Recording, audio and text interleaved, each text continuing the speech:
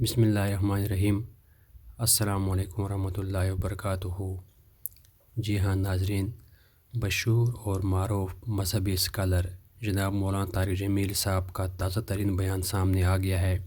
مولانا طارق جمیل صاحب نے پچھلے دنوں میں اپنا تازہ ترین بیان میں اس بات کی وضاحت کر دی ہے اور کھلے الفاظ میں انہوں نے اس بات کی وضاحت کر کے بتایا ہے کہ تراویح کے بارے میں جو لوگوں کے اندر شکوک و شبہات پائے جاتے ہیں، کوئی بندہ کہتا ہے تراویح 20 رکعت جائز ہے، اور کوئی فرقہ اٹھ کے کہتا ہے کوئی اس میں 20 رکعتیں نہیں 8 رکعتیں جائز ہیں، اور آپس میں تفرقے ڈالتے ہیں، آپس میں رنج و اختلافات شروع کرتے ہیں۔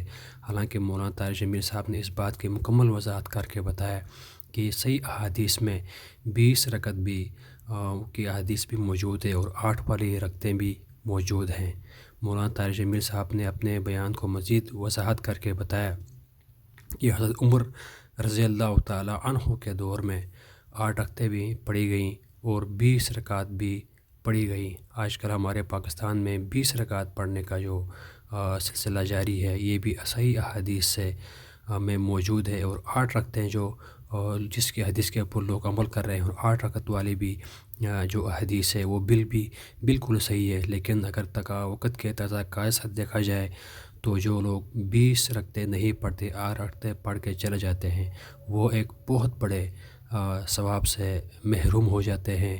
وہ جتنے سجدے ان سب 12 رکعتوں میں بندہ کر لیتا ہے، ہر سجدے کے بدلے 1500 کی نیکیاں ملتی ہیں، اور وہ بندہ ان نیکیوں سے محروم رہ جاتا ہے۔ حالانکہ رمضان الکریم کے مبارک مہینے میں جتنا بندہ نیکیاں سمیٹے اتنا ہی زیادہ ہے۔